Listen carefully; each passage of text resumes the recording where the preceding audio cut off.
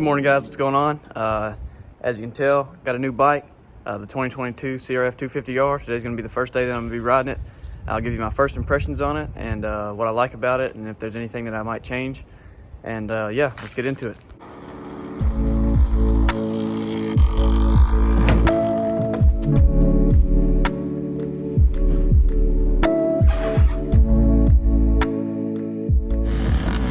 Okay, so I did not have any time to record myself whenever I got to the track, so this is some GoPro footage from a practice session. My first practice session that I went out in, the bike hadn't even touched dirt yet, so I just spent that practice session riding it slow and easy and just put a heat cycle through it really quick. I didn't want to give it any harsh throttle or anything like that.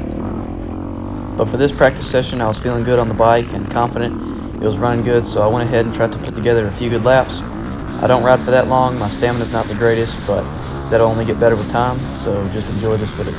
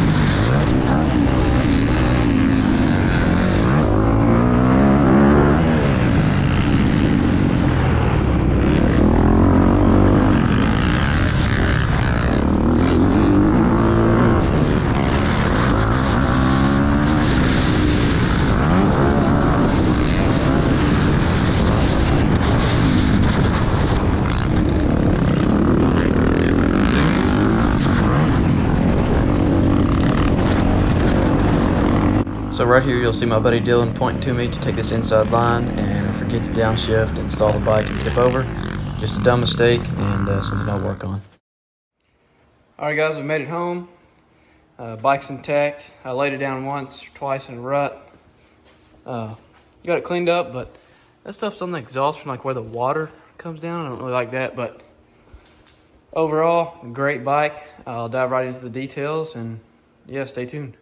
Alright, 2022 CRF250r, first impressions after the first day of riding. I just like to preface this with the fact that I do not consider myself a fast rider. I consider myself a rider that can go through the bike and really tell you every little minor detail, like some pro riders can, like David Pingree or Chris Kiefer, some of the Racer X testers or people like that. But I feel like a lot of you guys can relate to what I'm about to tell you about this bike. Some of the stuff that really stands out that just about everybody would be able to notice, even like a novice rider.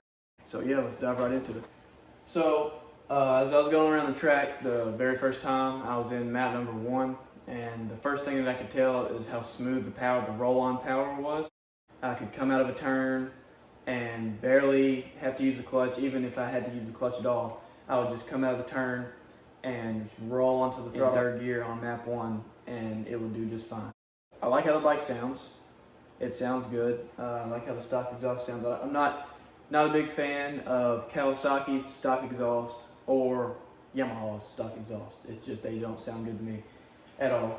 But this sounds pretty good. I'd like to have a Yosh, but I don't want to spend $1,000, so I don't want one that bad. I'd much rather get my suspension done than spend the money on an exhaust. Cockpit, it's a Honda. It feels great. You just sit on it and it's literally ready to go.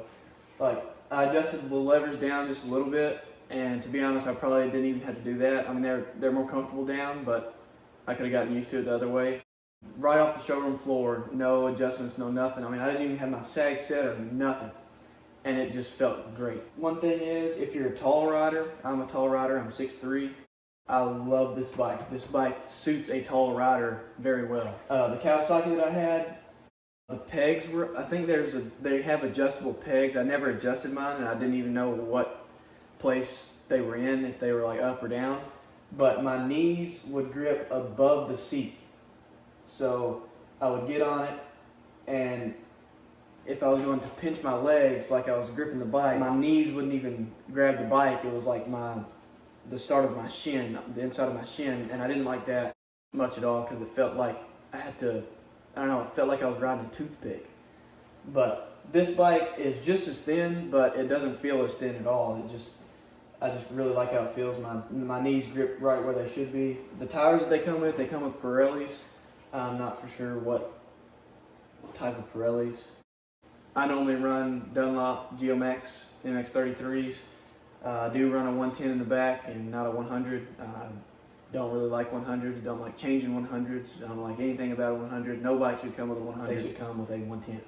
Okay, onto the suspension. I weigh 145 pounds, and this is sprung for, I think, a 160-pound rider, so I'm a little bit light for it.